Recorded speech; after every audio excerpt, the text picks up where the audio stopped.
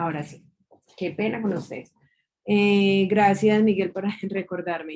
Les manifestaba que la importancia, ¿sí?, de esta actividad es que tiene un valor del 5%, entonces, pero la idea no es ser una facilitadora inquisitiva, sino poderlos escuchar si tuvieron algún problema a la hora de realizar la actividad para que la concertemos acá en clase.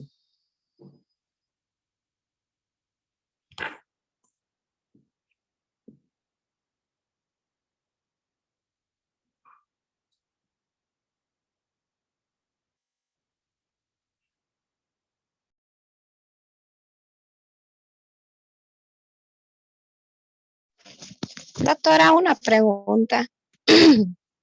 Lo que he podido analizar en el caso que usted nos pasó, ¿no? De la señora Andrade, y según lo que vemos eh, dentro del tema de las denuncias que se hacen ante la comisión, son muchos tiempos, es mucho el tiempo en que el sistema en sí eh, tiene o dilata, ¿no? El llegar a presentar una denuncia ante la comisión. Hay personas que están, como en el mismo caso de la señora Andrade, 13 años, incluso hasta privados de libertad.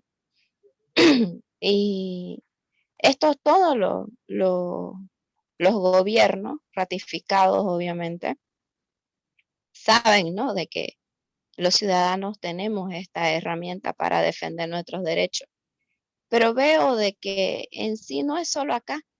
He visto muchos casos, incluso peruanos, colombianos, donde se ha dilatado demasiado tiempo en llegar a iniciar una denuncia ante la comisión.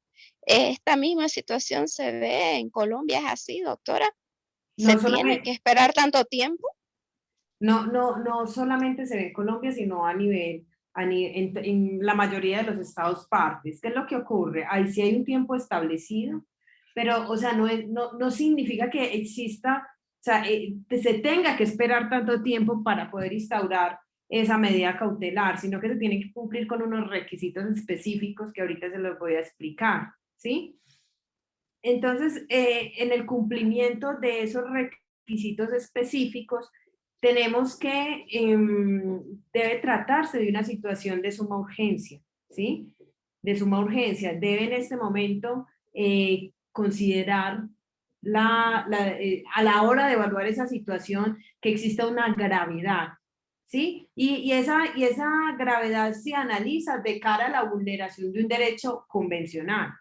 Y asimismo también se mira que ese daño no pueda ser reparado de ninguna otra manera. O sea, la única forma de reparar ese daño es evitando, ¿sí?, que esa situación se siga causando y por ende sea necesaria la medida cautelar.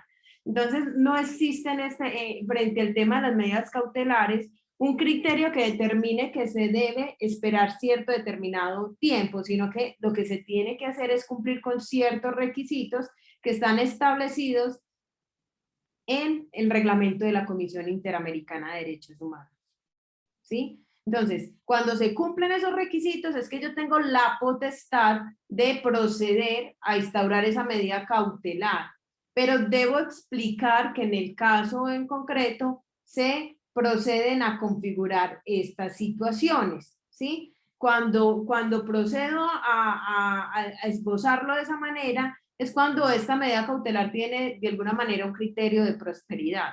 Ahora, distinto es, Gabriela, muy diferente es cuando, por ejemplo, el Estado se demora demasiado tiempo en solucionar una situación, ¿sí? Y ahí es donde ingresa, ahí es donde empezamos a determinar el criterio del plazo razonable. O sea, ¿qué es el plazo razonable? Es cuánto tiempo más o menos se considera que es razonable, valga la redundancia, para que un Estado parte pueda proceder a subsanar una situación jurídicamente infringida. ¿Me hago entender hasta ahí? Claro que sí, doctora. Nosotros acá, por ejemplo, tenemos plazos, ¿no? Los cuales pueden llegar hasta ser 180 días, ¿no? Dependiendo del delito, ya sean si fueran financieros, con respecto al Estado, terrorismo, pero eh, bueno, sabemos que la justicia pues no siempre es justa, ¿no? En todos los países. Entonces puede ser que esta persona realmente no sea, ¿no? El que haya cometido el ilícito y esté siendo juzgado erradamente. Entonces puede estar esta persona ya privada de libertad en un centro de reclusión. Y igual de la misma manera, como le digo, demora muchísimo el que podamos quemar las etapas.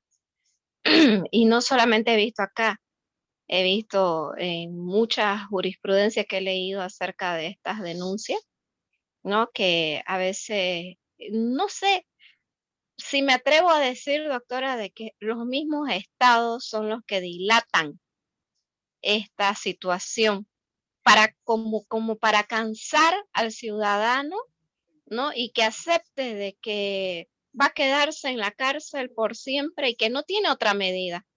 ¿Me dejo entender? Es Correcto. como que el Estado mismo sabe de que o le coarta el derecho a este ciudadano para que pueda recurrir a la comisión, por ejemplo, ¿no? Y dilata, dilata, van y vienen, y va y viene las apelaciones y no se da una solución como para que ya ahí se diga, bueno, no se llegó a una solución, entonces voy a hacer mi respectiva denuncia. Perfecto. Sí, no, y en muchas de las ocasiones ocurre, pero entonces yo lo que les quiero enseñar, ¿sí? Lo primero con la actividad era que ustedes se atrevieran a hacer el ejercicio y qué pena, voy a ser honesta porque yo les dije 5%, no, qué pena, aquí mirando en los apuntes, esa actividad equivale al 10%, ¿listo? Entonces, voy a corregir acá.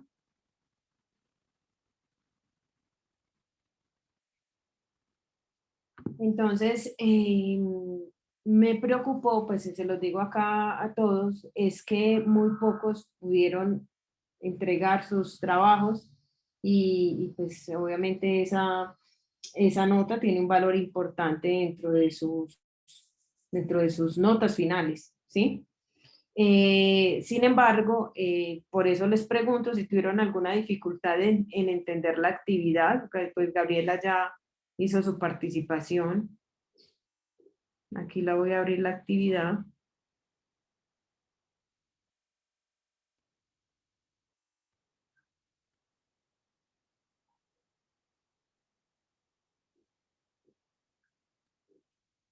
Pero encuentro que muchos no hicieron su trabajo ahora. Hay otra cosa, ya estos como anuncios del diplomado.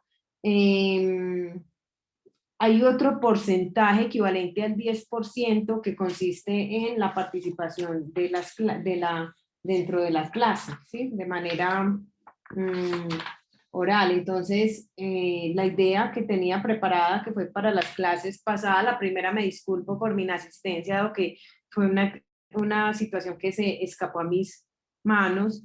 Y en la segunda actividad sé que también muchos tuvieron los inconvenientes para poder asistir a la clase. Pero entonces lo que tenía preparado es que socializáramos aquí el tema para poder entender realmente cómo es que se puede acudir a este mecanismo ante el Sistema Interamericano de Derechos Humanos para ustedes subsanar una situación que pueden considerar jurídicamente infringida, ¿sí? Entonces, voy a, pues a mencionar acá algunos nombres para efectos de que vamos dinamizando esa participación. ¿Les parece? Y nos van socializando pues los trabajos que hicieron, más o menos cómo resolvieron el caso y los puntos de la actividad. Empecemos por aquí. Vamos a mirar. Tania de pronto está Tania en la clase.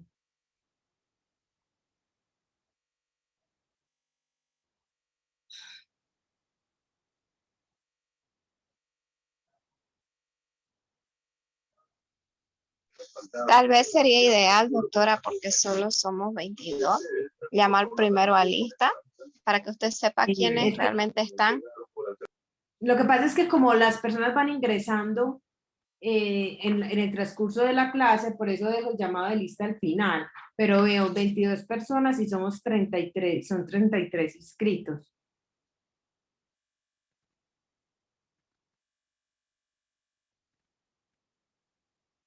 Y ahorita cuando de pronto, antes de que ejecutemos esta actividad, Gabriela, bueno, hay un mecanismo que es el que estamos hablando, que es la medida cautelar ante la Comisión Interamericana de Derechos Humanos, y pues la idea es que les voy a enseñar cómo se realiza una medida cautelar ante la Comisión Interamericana de Derechos Humanos. Pero uno de los ejercicios, pues el ejercicio y la actividad a realizar también era que ustedes pudiesen encontrar una estrategia defensiva aplicable, obviamente basados en la normatividad interna, para efectos de proceder a lograr que los intereses de sus defendidos salgan avante, ¿sí? Entonces, empecemos por Carla. Carla está en la clase. Presente, sí estoy. Bueno, Carla, entonces, cuéntanos, socialízanos un poquito para que todos te escuchemos, más o menos cómo fue que desenvolviste, cuál fue tu estrategia y que frente a la actividad que quedó programada en clase. Ya. Un ratito. Ok. Como defensa, ¿no?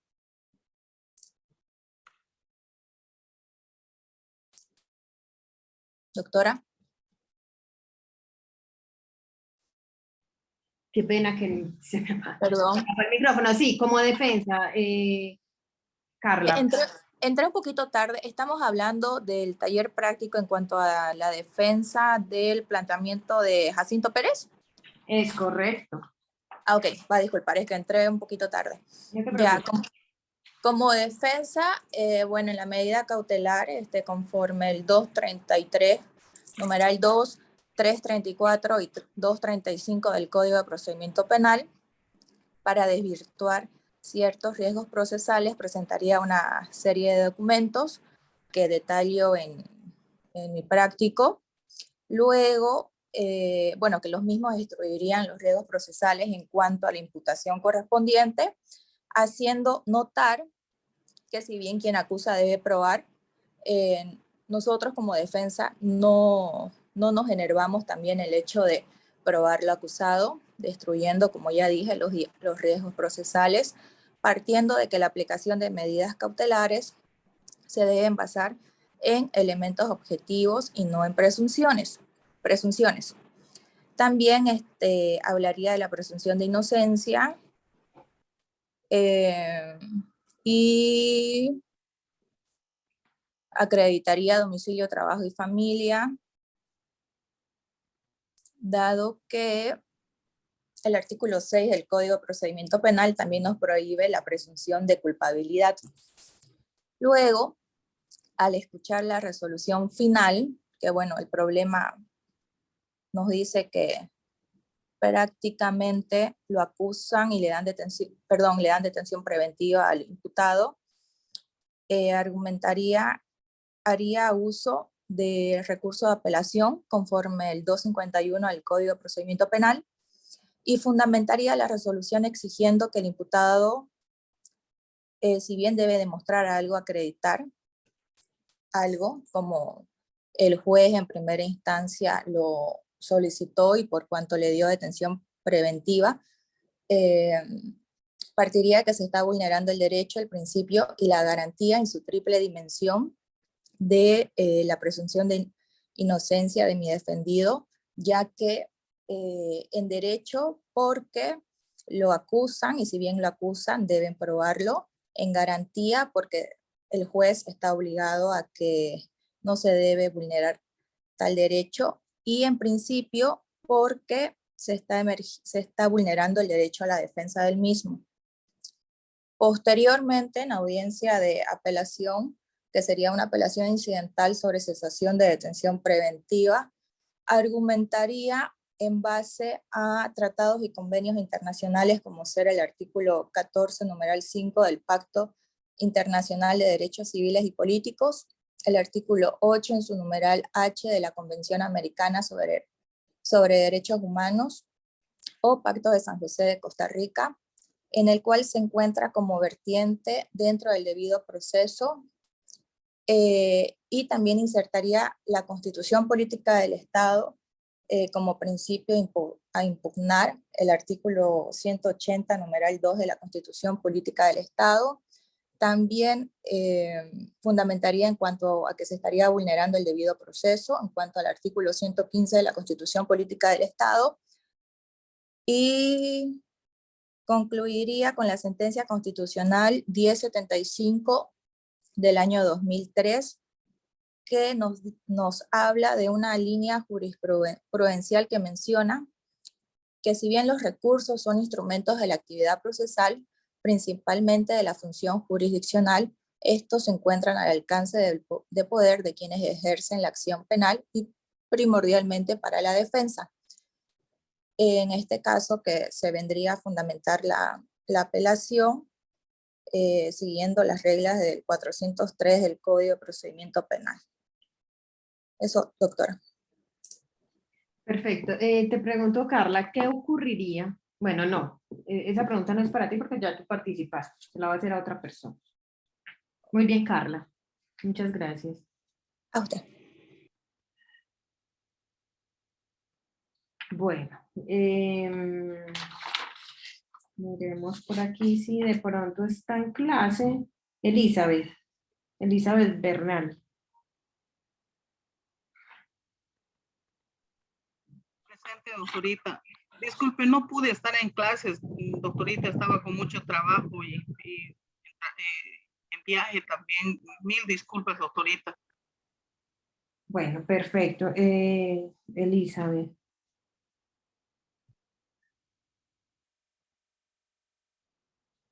Miremos entonces Julio César.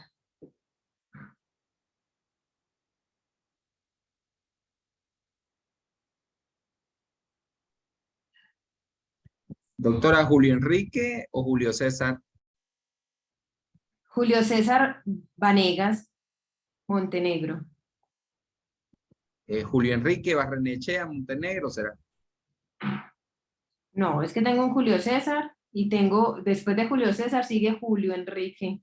Ya, ok. Y también tengo un Julio Manuel, pero estoy llamando en este momento a Julio César Vanegas.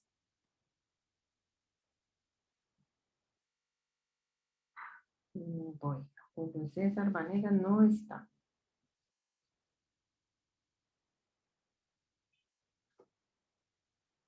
Judith.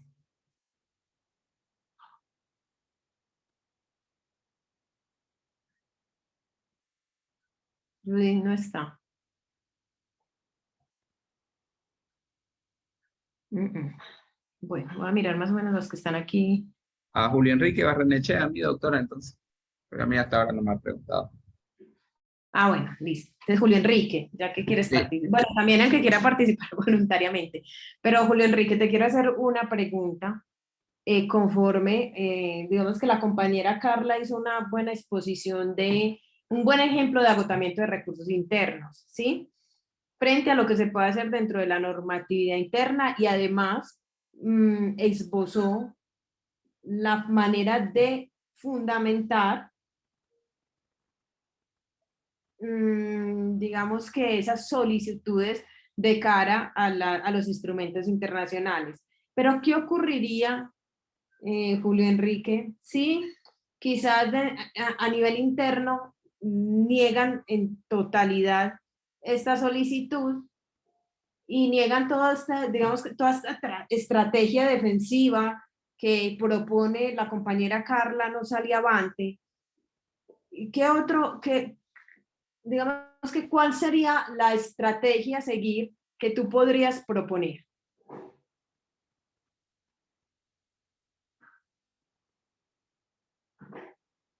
Perdón, estaba sin el micrófono.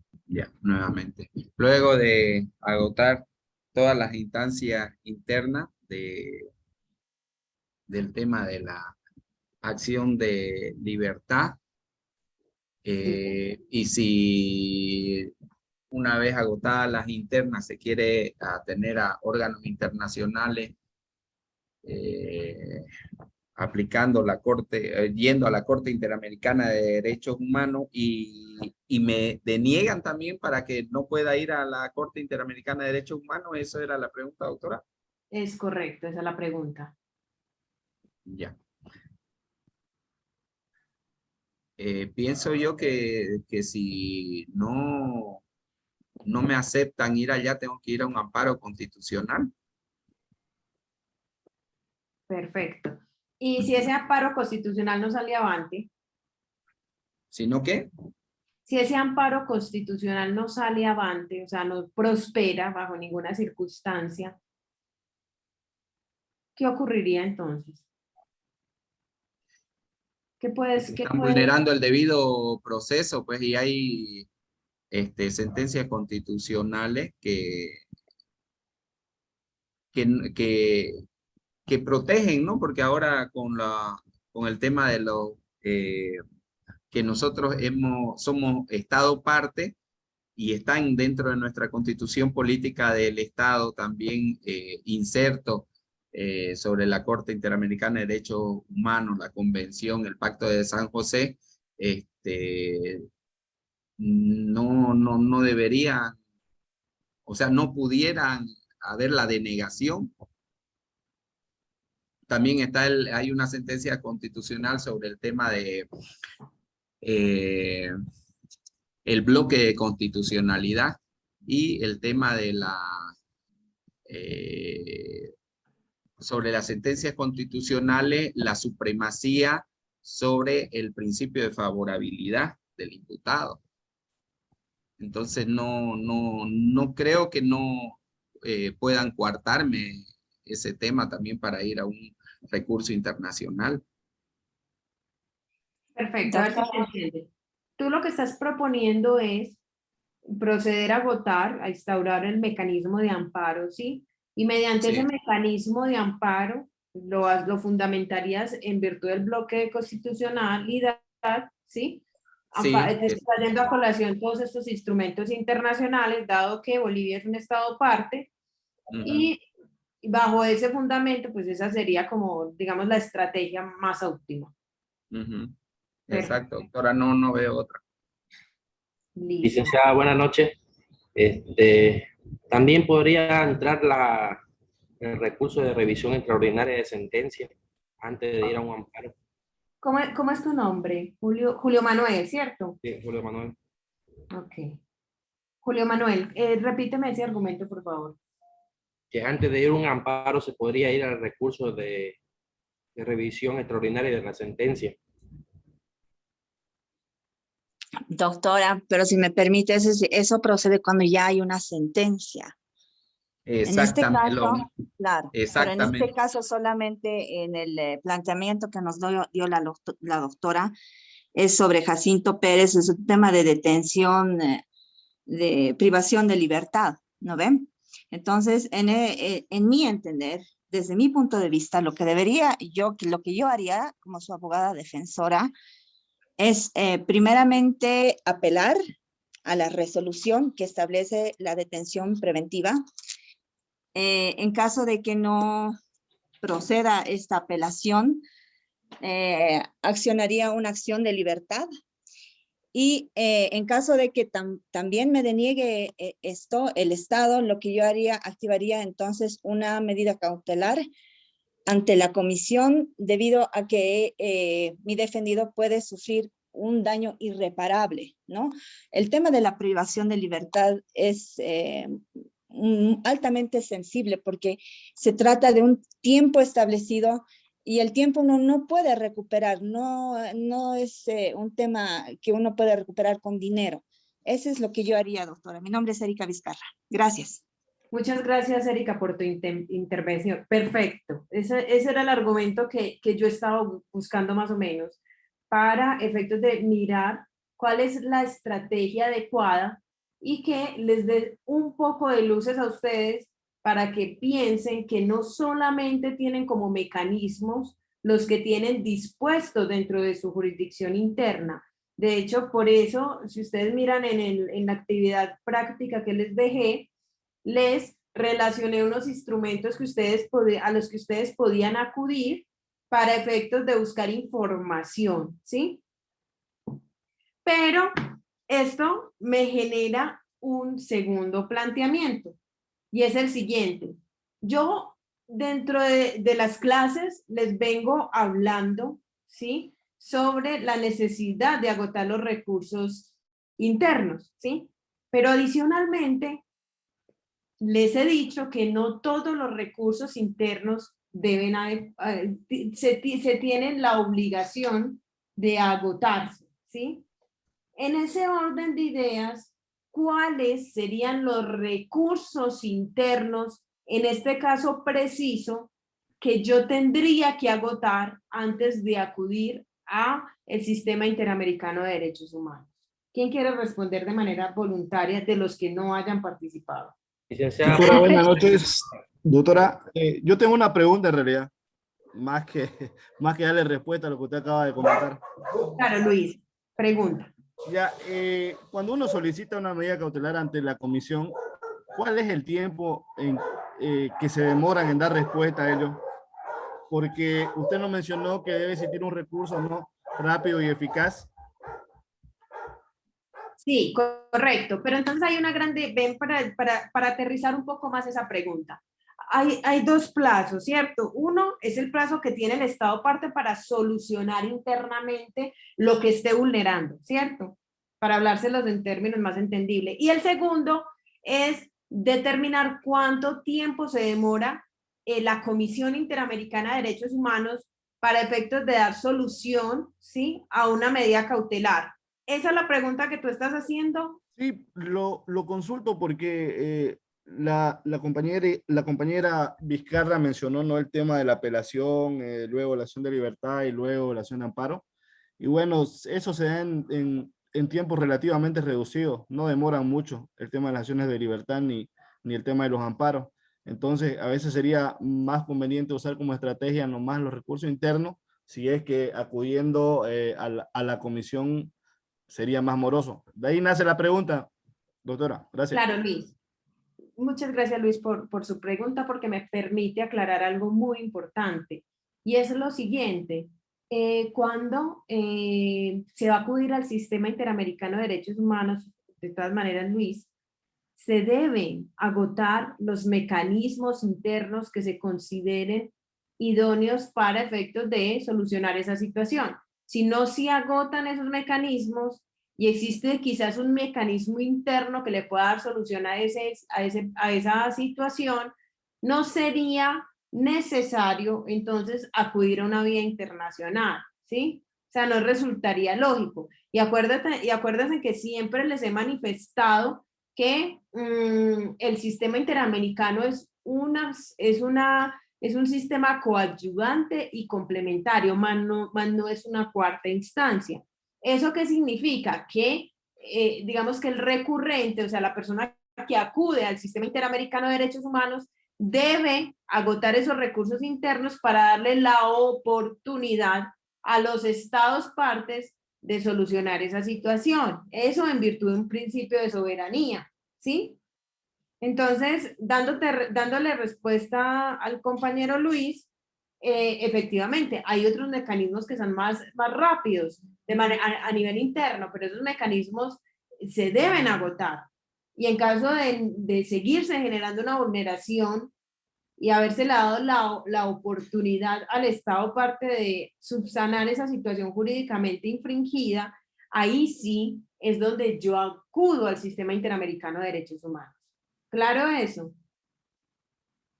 Pues me he hecho entender o si queda alguna duda me dicen para retomarlo hasta que todos... licenciada, estaban hablando sobre las medidas cautelares, ¿no? Yo, en mi punto de vista, antes de apelar se haría una acción de libertad. ¿Por qué? Entendemos que acá para activar un recurso constitucional debemos agotar, pero cuando hablamos de la libertad es un derecho primordial, se puede ir directo a la acción de libertad. Por ende, ya no usaríamos los otros recursos, sino directo iríamos a la acción de libertad. El problema es que si no se toma en cuenta el tema de la subsidiariedad, no va a dar curso el tema de la acción. Pero cuando hablamos de un derecho fundamental que es la libertad, sí procede acá en Bolivia, la acción de libertad. Claro, claro, pero el tema del taller, creo que es algo que entendí sobre la tarea. El tema del taller era justamente llegar hasta la instancia, ¿no? De la denuncia ante la comisión. Yo en mi trabajo apelé, le presenté mi acción de libertad y obviamente lo puse como que me lo denegaron todo, ¿no? Era improcedente. Pero tratar de llegar, creo que era eso lo que usted buscaba, ¿no, doctora Caterine? Sí, claro que sí. Buscaba, sí buscaba. Doctora, Sí. doctora, buenas noches. Mire, en el artículo 31 hay algo muy importante, ¿no? De la Comisión Interamericana de los Derechos Humanos. Dice en el inciso A, dice, no exista en la legislación interna del Estado en cuestión el debido proceso legal para la protección del derecho o derechos que se alegan han sido violados. En este caso, digamos, si hablamos de aquí de Bolivia, del caso del señor Jacinto, yo la verdad, doctora, no presenté la tarea, pero lo he leído y todo, ¿no? La verdad que el plazo a mí no me dio, por eso no se la he presentado.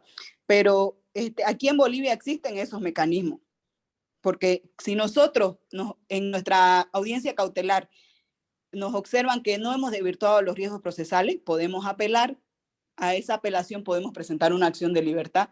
Entonces, en Bolivia existen los mecanismos para que nosotros, para poder aquí alegar nuestros derechos que han sido violados. Sí, además, doctora, la CIDH, la Corte, establece, ¿no? Que tiene uno que agotar la vía interna previamente. Y esos tres Claro. son el mecanismo justamente para este tema, ¿no? Que como digo y repito, es el tema de la apelación, la acción de libertad y el amparo, ¿no? El amparo es la última vía que se agota. Luego de eso, recién la CIDH va a tomar en cuenta, si no, no va a tomar en cuenta. Claro, y también en lo que menciona el artículo 31, también en el inciso C dice, ¿no? Claramente, haya retardo injustificado en la decisión sobre los mencionados recursos. Entonces, esto quiere decir, por ejemplo, aquí si yo veo, digamos, en mi audiencia cautelar, ¿no? Me resuelven, voy a una apelación, veo que no me resuelven, le planteo acción de libertad que no dura más de 48 horas. Entonces, sí, en Bolivia existen los mecanismos. Entonces, ¿cómo haríamos, digamos, para llegar ante esto, ante la Comisión Interamericana en cuestión de la privación de libertad? ¿Cómo haríamos para llegar ahí? Porque yo, la verdad, ahí tuve un poco de problema para resolver. Entonces, Claro por que eso. sí. Muy buena pregunta. Gloria Vaca, Taborga. Sí, ya, tranquila, Gloria, ya tomé apunte de ti. Gracias, Lice. Bueno, no. Licenciada, también no Sí, he escuchado que también cuando dan la resolución, ¿no? de la medida cautelar, también se puede presentar por el recurso de complementación y enmienda, que se la resuelve mayormente en la audiencia, y ya después se puede activar el recurso de la apelación. Lo que pasa es que el recurso de complementación y enmienda es para que aclare ciertos aspectos, ¿no? Eso no va al fondo, no va al fondo del tema de la libertad y demás cosas. Entonces, Claro, pero sería eso no procede. para agotar no una vía más, digamos. No. Esa no es la vía para tema de libertad, doctor. Bueno, hay algo, acá me genera digamos, una inquietud que les quiero trasladar. Y es lo siguiente. Yo les contaba, y aquí todos yo creo que ya lo tenemos muy interiorizado. En virtud del artículo 46 se debe agotar los recursos de la Convención Americana, los recursos que se consideren idóneos, adecuados y efectivos, ¿sí? Y les voy a dar luces porque en eso, sobre eso haremos nuestra segunda actividad. Y es, en este caso en concreto, ojo a lo que voy a preguntar. En este caso en concreto, ¿cuáles recursos se consideran idóneos, adecuados y efectivos y cuáles no. ¿Por qué es importante diferenciarlo? Porque tendría, digamos que responder ese planteamiento me permite tener claridad sobre cuáles recursos tengo que agotar para acudir al Sistema Interamericano de Derechos Humanos y cuáles no son necesarios de agotar. Entonces, reitero la pregunta. ¿Cuáles consideran ustedes dentro del ejercicio, cuáles consideran ustedes que son los recursos idóneos, adecuados y efectivos que se tienen que agotar antes de acudir a una instancia internacional? En realidad sería la apelación, primeramente, ¿Y por qué? luego una acción de libertad y finalmente la acción de amparo. Son las que más rápido se resuelven. Eso, yo quiero que me des un argumento de por qué son esos los que se deben agotar y por qué los otros no.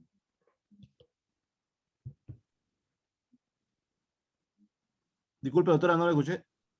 Yo quisiera que explicaras a la clase por qué son esos los que se deben agotar y por qué los otros no son necesarios agotarlos. Bueno, porque en primera instancia, en la apelación, usted lo que va a hacer es exponer los agravios, ¿no? De qué manera esa resolución está atentando en contra de algún derecho. Luego ya como se trata de un derecho de suma relevancia que es la libertad, obviamente habría que presentar una acción idónea en primera instancia para que se resuelva esa vulneración. Y como mecanismo de defensa de derechos fundamentales, pues ya se encuentra la acción de amparo constitucional. Son los recursos más relevantes en realidad y de rápida resolución se podría decir. Por eso serían los que se deberían agotar desde mi punto de vista. Es decir que tú consideras que esos son los que se deben agotar por el criterio de celeridad, o sea, porque son más rápidos para definir esa situación. Sí, doctora, y son los que revisan cuestiones de fondo también, pues, ¿no? Ok. ¿Alguien más quiere participar? Doctorita, por otra parte, es necesario agotar esas instancias de la apelación, así como también la acción de libertad, para irnos quizá a un amparo y después irse a la Convención Interamericana, porque caso contrario nos rechazan. Nos rechazan y nos dicen que debemos agotar todas las instancias legales pertinentes. Sí, eso es correcto, pero entonces yo quiero que me hagan como una lista de mercado y me digan, mira, o sea, que me digan 1, 2, 3, estos son los recursos que consideramos que se deben agotar y se deben agotar por este argumento. Doctora, si me permite. Sí, Erika. Se debe agotar, o sea, primeramente se debe acudir a apelar la resolución,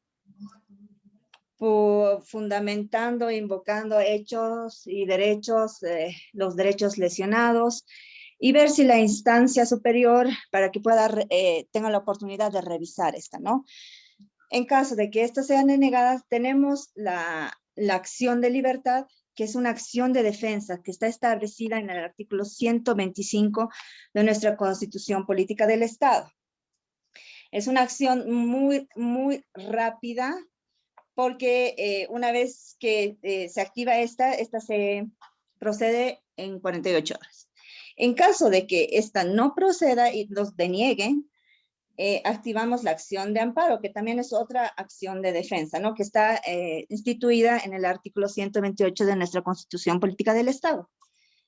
Esta acción va a tener lugar contra actos u omisiones ilegales indebidos de servidores públicos o una persona individual que restrinja, suprima o amenace suprimir los derechos reconocidos por la Constitución. En ese entendido es que yo, y también en ese orden, ¿no, doctora? Yo activaría. Muchas doctora, gracias. Sí. Yo creo que estos recursos se deben agotar porque así lo establece nuestra legislación. O sea, no podemos pasar por alto lo que establece nuestra legislación para llegar a la Corte Interamericana de los Derechos Humanos. Esa es mi opinión. Bueno, perfecto. ¿Alguien más? Más de pronto que me pueda decir, mira, también están estos recursos, pero no son necesarios agotarlos por esta razón? Doctora, pero es que eso es lo que le están diciendo los colegas, son los únicos recursos que tenemos para antes de ir a una instancia superior, ¿no? O internacional. Más bien lo que queremos que nos enseñe es cómo llegar a las instancias internacionales, cómo hacer los memoriales para llegar allá, a las instancias internacionales. Perfecto. Perfecto, Julio. No, y de hecho, aquí lo vamos a aprender a hacer. Doctora, el punto es, bueno, desde mi perspectiva, el punto es que esos recursos que le estamos mencionando, mi persona y los compañeros, son de rápida resolución y se enmarcan dentro de lo que usted dice que deben ser rápidos y eficaces. Entonces, ya agotados estos recursos, lo demás sería meramente burocracia. Entonces, no se daría una rápida atención a los requerimientos que se pretenden. Muy bien. Muchas gracias, Luis, por tu intervención. Hay algo muy importante que yo necesito que ustedes tengan en cuenta antes de enseñarles cómo se redacta una medida cautelar. ¿Cuál es la parte? Antes de enseñarles la parte sustancial de una medida cautelar ante la Comisión Interamericana de Derechos Humanos.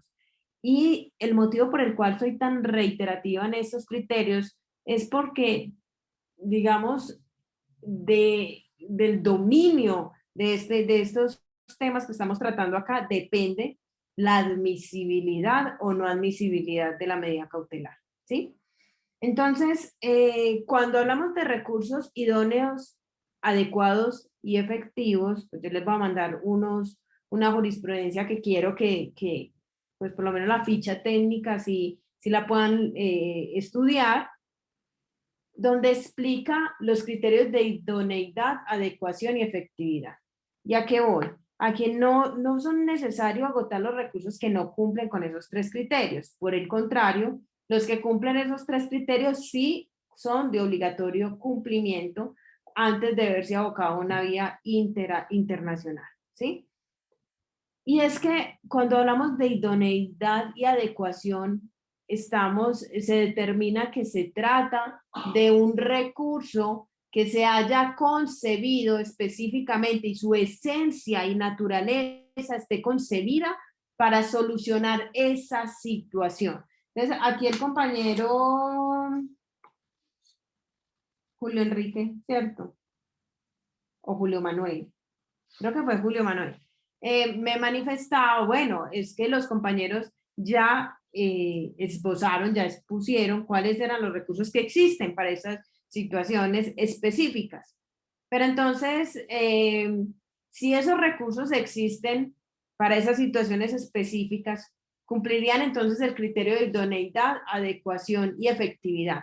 Mira que yo ahorita les estaba hablando de idoneidad y adecuación, ¿correcto? Les estaba hablando de idoneidad y adecuación. Ahora, cuando hablamos de un criterio de efectividad, y en eso tienen razón algunos que intervinieron, estamos hablando de celeridad, es decir, ¿en qué tiempo, pues, más o menos se calcula que un Estado parte pueda solucionar esta situación jurídicamente infringida? ¿Por qué? Porque es tan determinante, porque si consideramos que la libertad la puede perder, digamos, por un mes, 2 meses, y el recurso se demora en resolverse 3 meses, digamos que ya no es tan efectivo ese recurso porque pues ya finalmente el hecho de haber infringido ese derecho convencional ocurrió, ¿sí? Pero cuando hablamos de idoneidad y adecuación, me estoy refiriendo simplemente a la naturaleza del recurso. Y por eso les pregunto, entonces, acorde a lo que me dice Julio Manuel, digamos que los recursos que ustedes exponen acá por agotar son los que podrían, por su naturaleza, darle solución a esa situación jurídicamente infringida, que estamos hablando del derecho a la libertad, ¿sí? Claro, internamente hablando, doctora. Internamente, exacto, internamente hablando, porque es que hay que partir de lo interno para poder llegar a una instancia internacional. Si no lo dominamos, no podríamos en ningún momento llegar a una instancia internacional porque nos van a inadmitir de inmediato. Entonces, ¿qué características cumpliría, por ejemplo, un recurso, el recurso de amparo? El recurso de amparo cumpliría estos criterios de idoneidad y adecuación.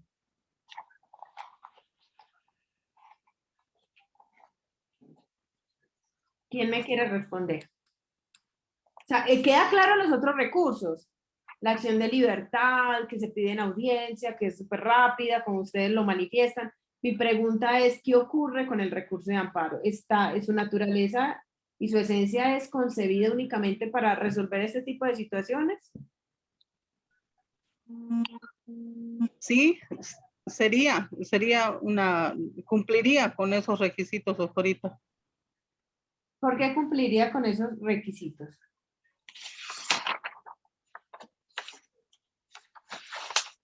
Porque el recurso de amparo tiene dos revisiones, doctorita. Cuando uno recurre a un amparo, Está oliendo tan delicioso, Ay, no sabes. Creo que a Erika se le encendió su Ay, micrófono. perdón. no, doctorita, perdón, estoy con la palabra, disculpe. Cuando uno acude a un amparo, va a dos instancias. Uno es revisada por los vocales de la Corte Superior o del tribunal, y luego va en revisión a la Suprema, al Tribunal Constitucional de la capital, doctorita. Entonces, Aviso de la batería se está agotando. Cumple con todo eso. Bueno, el criterio por el cual se considera... Hola. Sí.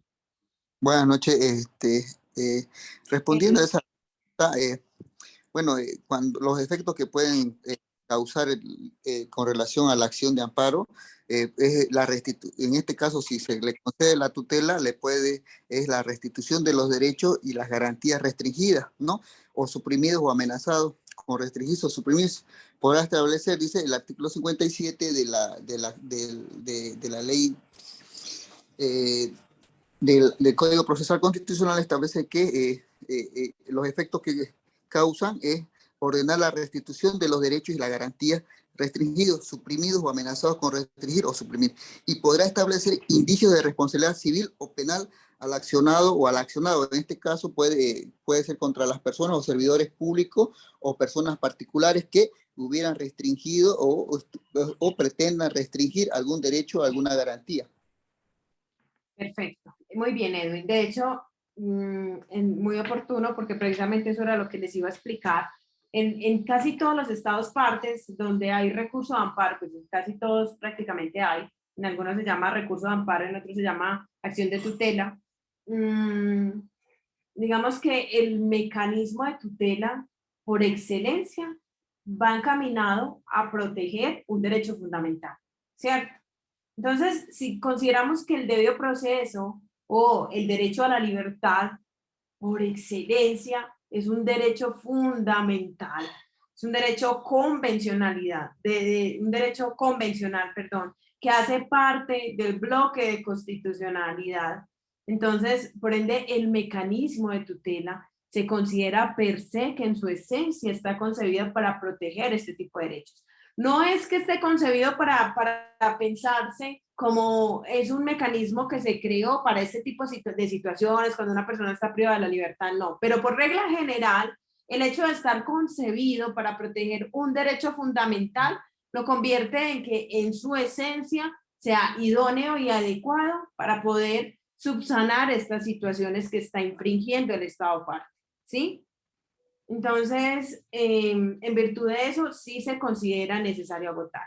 Ahora, podemos encontrarnos con estas situaciones. En algunos estados existen recursos adicionales que, si bien cumplen con el criterio de adecuación o idoneidad, no son efectivos, y no son efectivos porque se demoran mucho para solucionarse, ¿sí? En ese sentido, es que yo quiero que cuando vayamos a redactar la primera medida cautelar, digamos que exponer por qué ya se agotaron los recursos internos o por qué no son necesarios, pese a que existen y están concebidos dentro de la legislación interna, por qué no son necesarios agotarlos. Y esto me genera otra inquietud. Algún compañero me mencionaba una acción de revisión. Esa acción de revisión, ¿será necesario agotarla antes de acudir al Sistema Interamericano de Derechos Humanos? Doctora, ahí yo le respondo, no, es que la revisión extraordinaria de sentencia es cuando ya se dio una sentencia. Eso es por otro lado, de acá estamos hablando son derechos agraviados, entonces son cosas muy distintas. Perfecto. O sea que yo puedo, en este caso no, en este caso del taller no, pero si yo pienso en una sentencia condenatoria donde ustedes consideraron que en el trámite de ese proceso se cometieron muchas irregularidades, ¿sí? Y yo quisiera analizar la posibilidad de acudir a una instancia internacional, podríamos pensar que esa acción de revisión es obligatorio agotarla. Nos estamos saliendo del taller, del ejercicio del taller. En un caso... Claro, claro que sí, doctora. Si en el caso fuera ya una sentencia ejecutoriada, tenemos que agotar esa vía, ¿no? De la revisión de sentencia extraordinaria. La tendríamos que agotar, ¿no? Y de ahí recién también ir por el tema del amparo, como decían los compañeros, para poder activar ya las medidas cautelares ante la comisión. Sí, Gabriela, pero todo va a depender del caso, ¿no? Sí, claro. Doctora, Gabriela, doctora, les pregunto. Sí. A ver, el tema del recurso de revisión extraordinaria de sentencia es números clausus. O sea, hay ciertas condiciones, ciertos requisitos que se deben cumplir para que este sea viable. Y creo que en ese tema de la revisión de los requisitos y hasta que se logre resolver, sí pasa un tiempo bastante considerable. Entonces, desde mi punto de vista, creo que no sería necesario agotarlo. Muy bien. Doctora, sí tiene razón el colega, porque para el recurso de la revisión extraordinaria tenemos 1 año. En cambio, para plantear un amparo es hasta 6 meses. No solamente eso, chicos, sino que yo quisiera manifestarles, no sé si se los dije con anterioridad, pero los recursos que se deben agotar son los ordinarios, ¿sí? Y este por su naturaleza es extraordinario, por un lado. Y por otro lado, apunta a mí otra pregunta que ya Julio la respondió, y es cuánto tiempo se tarda en resolverse una acción de revisión. Ahora bien, yo les hago otra pregunta, les hago otro planteamiento. En un proceso penal, en el trámite del proceso penal, ustedes observaron ciertas irregularidades correspondientes, ¿sí? Sea en una práctica testimonial, hay una irregularidad por la que ustedes quieran, por parte del Estado. ¿Tendrían ustedes que esperar que se emita sentencia y esta sentencia esté ejecutoriada, ¿sí? Para poder acudir a agotar los mecanismos dispuestos ante el Sistema Interamericano de Derechos Humanos?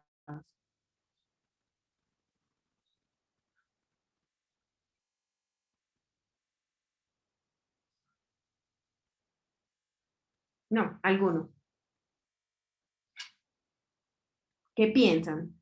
¿Tendría que esperarse entonces hasta la sentencia, que la sentencia esté firme, que esté ejecutoriada, para efectos de poder acudir a la instancia internacional?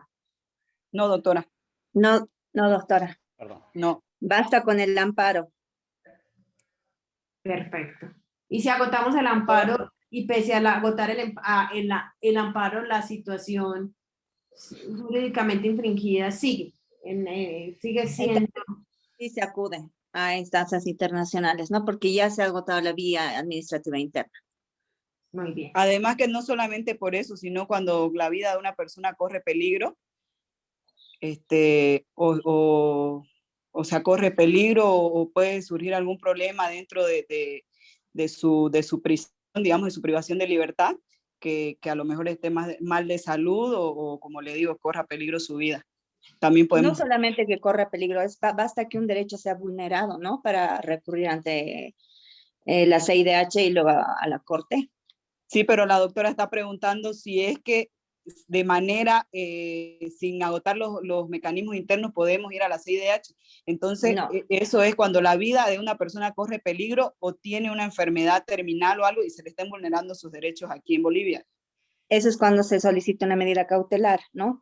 Pero para cualquier otro tema, si revisamos todos los casos que tenemos contra nuestro Estado, no siempre es un tema de libertad, no se trata de eso. A veces se trata del debido proceso, la duración máxima del proceso y otros derechos vulnerados, ¿no?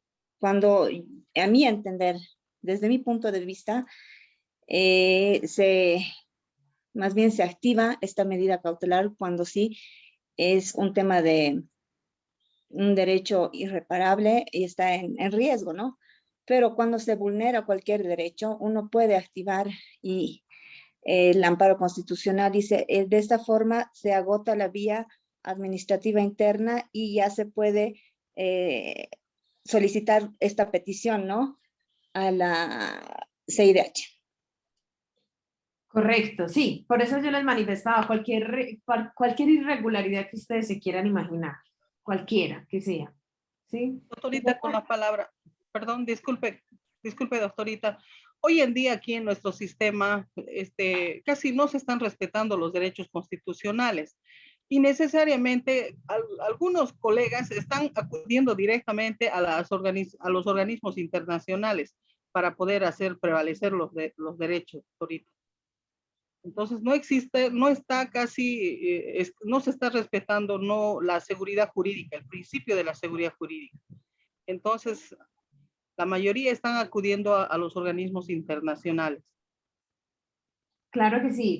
Digamos que la seguridad jurídica la debe otorgar el mismo Estado parte a la hora de proporcionar tener inmerso un ordenamiento jurídico interno que pueda tener la connotación de poder proteger esos derechos fundamentales, ¿sí? Pero el hecho de acudir a una instancia internacional o de accionarla de ipso facto puede generar dos consecuencias. La primera es que la Comisión Interamericana de Derechos Humanos considere procedente porque se cumplen los requisitos de admisibilidad. Y en ese orden de idea procede a analizar el asunto y emite una decisión de fondo donde puede establecer y ordenar proteger esos derechos fundamentales, ¿sí? Pero hay una segunda situación, y yo pensaría que son tres situaciones, pero hay una segunda situación donde el hecho de yo instaurar una medida cautelar no significa per se que esta vaya a prosperar, ¿sí? ¿Por qué? Porque precisamente hay una técnica específica y hay unos requisitos que se deben agotar.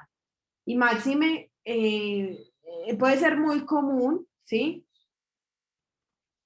Pero acá alguien me está levantando la mano, ¿cierto? Vinicio, ya te voy a dar el uso de la palabra. Pero puede ser muy común, ¿sí? Que muchas personas en un estado parte donde su sistema es irregular o todavía tenga muchas falencias y se esté adecuando a un sistema más garantista y protector, las personas o los defensores no tengan otra opción que acudir a esta instancia internacional, porque precisamente tienen que buscar proteger los derechos de sus representados, ¿sí? Y más con un precedente jurisprudencial a nivel de corte internacional tan amplio, ¿sí? Entonces es por eso que podemos vernos abocados, pero eso no significa que se esté vulnerando el principio de seguridad jurídica. Lo que significa es que los estados partes tienen falencias dentro de su jurisdicción interna, dentro de su ordenamiento jurídico interno, y que es necesario que ese ordenamiento jurídico interno esté adecuado a la Convención Americana de Derechos Humanos, porque digamos que es la máxima protección, la máxima garantía, y aquí lo estamos viendo a la luz del sistema penal, pero esa máxima garantía aplica en todas las ramas del derecho, en todas las áreas, en todas las actuaciones administrativas, ¿sí? Entonces, cuando yo hablo del principio de seguridad jurídica, como ciudadano y como abogado litigante y representante, y bueno, y como funcionario y etcétera, etcétera, es muy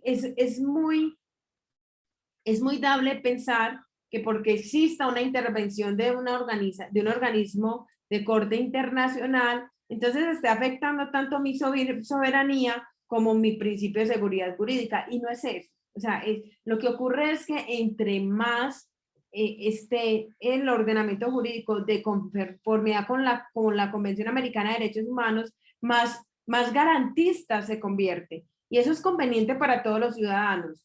Entonces, es un llamado de atención que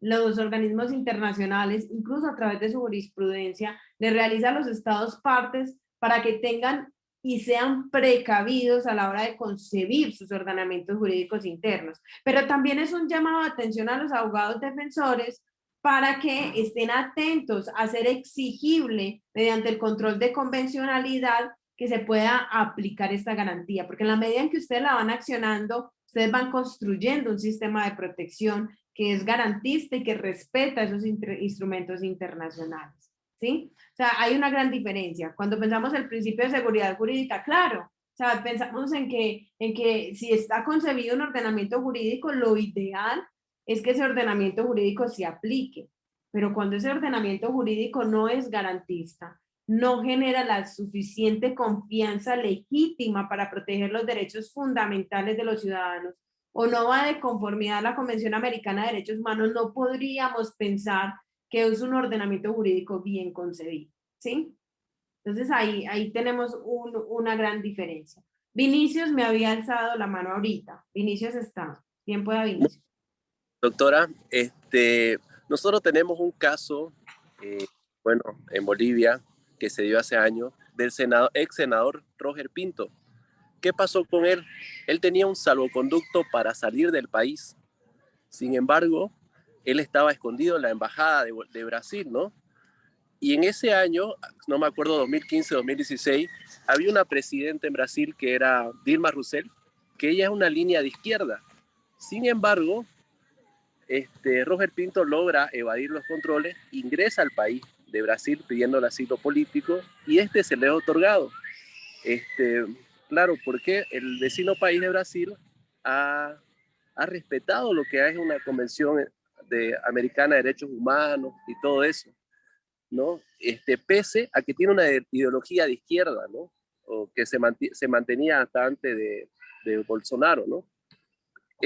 Aquí va la pregunta, es como en un país, ahora Bolivia, que supuestamente tiene un modelo de izquierda, ideológico, todo eso, ¿cómo no respeta los derechos de otros, ¿no? Que han pasado por acá, digamos, que pasan de largo los que dice la Convención Americana de Derechos Humanos, ¿no?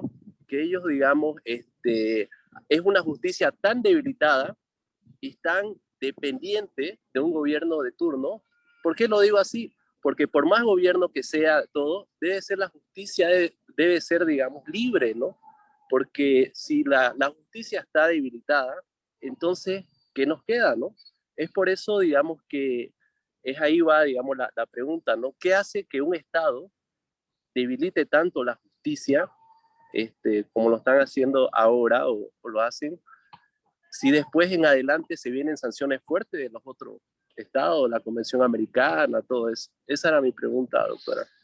Claro que sí, no, y lo vemos a nivel, y en muchos países lo vemos una falencia enorme en ese aspecto, e incluso pues aquí el país vecino de nosotros, que es Venezuela, un estado muy sancionado, que también se supone es de izquierda, optó fue por renunciar a los mecanismos internacionales, pues claro, porque venía de sanción en sanción, de sanción en sanción.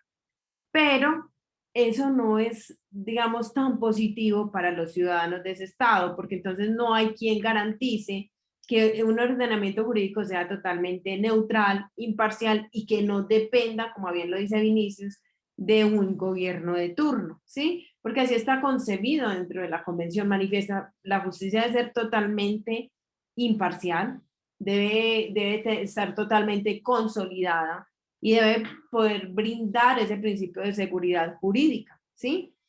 Pero digamos que mucho, y ha ocurrido, y cuando la Corte Interamericana de Derechos Humanos se ha pronunciado frente y ha ordenado a un Estado parte a adecuar su jurisdicción interna de manera tal que pueda garantizarle a sus ciudadanos que efectivamente puedan obtener una justicia totalmente neutral, imparcial, seria, con criterios de seguridad jurídica, porque ahí sí deberían aplicar.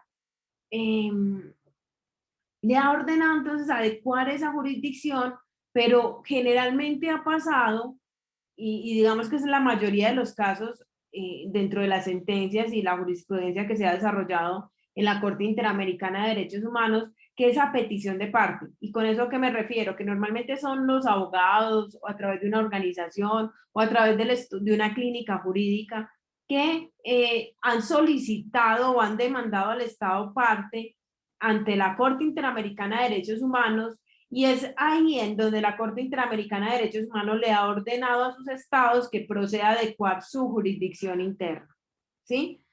Pero no ha sido de oficio, aunque dentro del sistema, digamos que el tener la Comisión Interamericana de Derechos Humanos podríamos pensar que es un sistema oficioso, es decir, la comisión puede demandar directamente, denunciar directamente a los estados partes. Sin embargo, en la regla general y en lo que observamos de la historia digamos, del ejercicio de lo que llevamos a la luz del Sistema Interamericano de Derechos Humanos, no ha pasado que sea la misma Comisión Interamericana de Derechos Humanos que proceda ex oficio a demandar un estado parte para que adecue su jurisdicción. ¿Y con eso a qué voy? Que no solamente se trata de una situación frente a un particular, ustedes también pueden acudir al Sistema Interamericano de Derechos Humanos, obviamente agotando los recursos internos, para demandar un código, una ley, una norma que ustedes consideren vulneratoria porque va en contravía de los parámetros de la Convención Americana de Derechos Humanos. Y con eso les respondo a Vinicius, porque es que lograr un sistema judicial justo, neutral e imparcial a veces también depende de sus, digamos, de sus profesionales del derecho, en la medida en que puedan demandar o denunciar este tipo de situaciones ante estas instancias internacionales. ¿Sí? Bueno. ¿Quedó claro hasta ahora? ¿De pronto tienen alguna otra pregunta?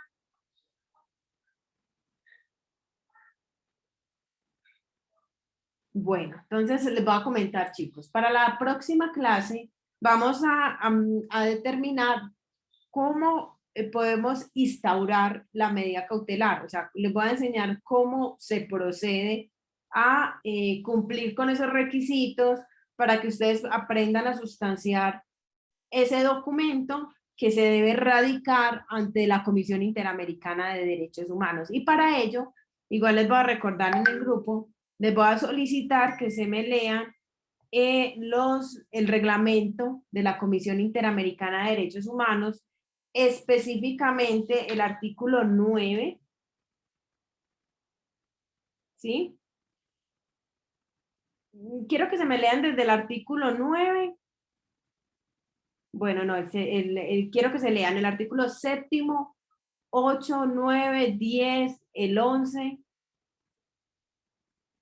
e incluso hasta el 13. De todas maneras, les voy a escribir en el grupo les voy a mandar el reglamento, se los voy a mandar al grupo y les voy a manifestar sobre qué artículos quiero que hagan especial énfasis. Y posteriormente, en la próxima clase les voy a enseñar cuáles son los requisitos que debemos suplir y sobre todo cómo debemos elaborar esa medida cautelar. Entonces la próxima clase va a ser como un poquito más práctica porque aquí en clase, aquí en vivo, vamos a aprender a redactar esa medida cautelar. Y adicionalmente, pues de leerse en esos artículos del reglamento de la Comisión Interamericana de Derechos Humanos, les voy a compartir la segunda actividad para que por favor estén muy aplicados con esa actividad y podamos ir construyendo las notas de este módulo del diplomado. ¿Listo? ¿Alguna pregunta hasta ahora? Doctora, le quería preguntar si recibió mi trabajo. Sí, yo recibí los trabajos en el correo electrónico y se los voy a regresar con las respectivas apreciaciones y con la respectiva nota. Muchas gracias. Y para los que no hemos podido presentar, no sé si podemos todavía presentar nuestro trabajo, por favor. Sí, de hecho, Pues, algunos lo hicieron a destiempo. Les voy a dar plazo hasta el viernes, pero los que entreguen a destiempo, obviamente no les voy a bajar un puntaje porque por justicia social, las personas que sí entregaron a tiempo, digamos que deben ser mejor recompensadas que las que no entregaron a tiempo. Está bien, doctorita, Doctora, gracias. por si acaso ya su actividad está en la plataforma para que se pueda subir. El día de mañana, a través de la universidad se va a subir a la plataforma. Lo que pasa es que me da vergüenza decirlo, pero no se maneja la plataforma. Ya está, doctora, ya está, ya yo lo pude subir a la plataforma. Ok. Gabriela, muchas gracias. Bueno, entonces, compañeros, les comunico que ya pueden ir subiendo sus trabajos a la plataforma, pero de todas maneras, los que me falten por entregar, que solamente les voy a dar esta concesión hasta el viernes, me lo mandan al correo electrónico. O sea, deben subirlo a la plataforma, pero adicionalmente me lo mandan al correo electrónico. Gracias, doctora. Hasta el día viernes. Sí. Doctora, y los que ya enviamos nos va a devolver con la nota, ¿verdad? Claro que sí, nota y apreciación. Muchas gracias. Buenas noches, doctora. No, pero esperen que voy a llamar a lista. Bueno, voy a llamar a lista y pendiente de la segunda actividad. Carla Estefanía. Presente. Espere, hoy es 26, ¿verdad? Delmar Percy.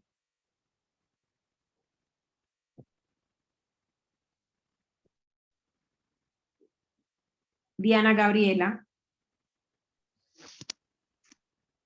Presente, doctora. Diana Gabriela Zambrana, muy bien. Elizabeth Bernal Rocha. Presente, doctora.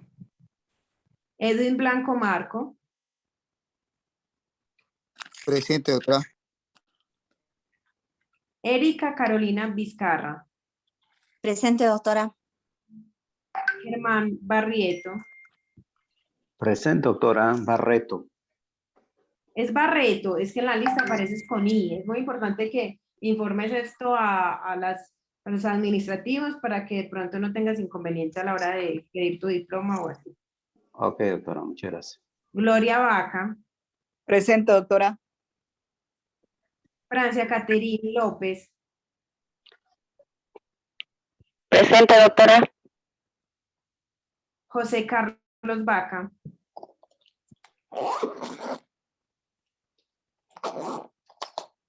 Julio César Vanegas.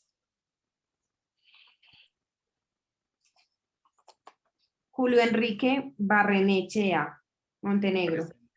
Presente. Julio Manuel Borroso. Presente, Barroso. También tienes el mismo inconveniente en la lista. Tu nombre está mal. Está bien, doctora. Judith Roxana Janco.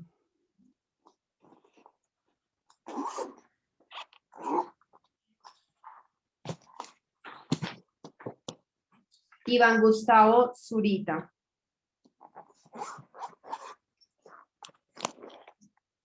La Vive Muller.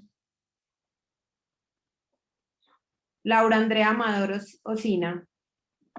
Presente. Luis Antonio Romero. Presente. Luis Miguel González Céspedes. Presente, doctora. Lucas Bibul Torres. O Wilbur Torres. Magda Choque. Magali Gerón. Buenas noches, presente, doctora. Mariela Melgar. Mauricio Suárez. Presente, doctora. Marcos Vinicius. Presente, doctora. Marta Irene.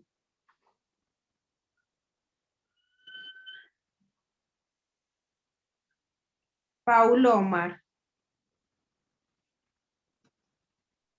Pedro Juan Campero, Raúl Gastón,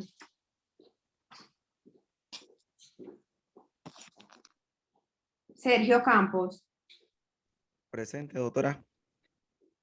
Tania Vázquez, Vicente Ábalos Cortés. Presente, doctora. Buenas noches. Buenas noches. William Aquiles. Presente, doctora. Muy bien, chicos, quedamos en ese compromiso. Entonces, atentos a que les voy a publicar en el grupo las actividades. Ok, gracias, doctora. Gracias. Feliz noche a todos. Que estén muy bien. Gracias, doctora. Buen descanso. Igualmente, doctora. Igualmente, Buenas usted, noches. doctora. Buenas noches.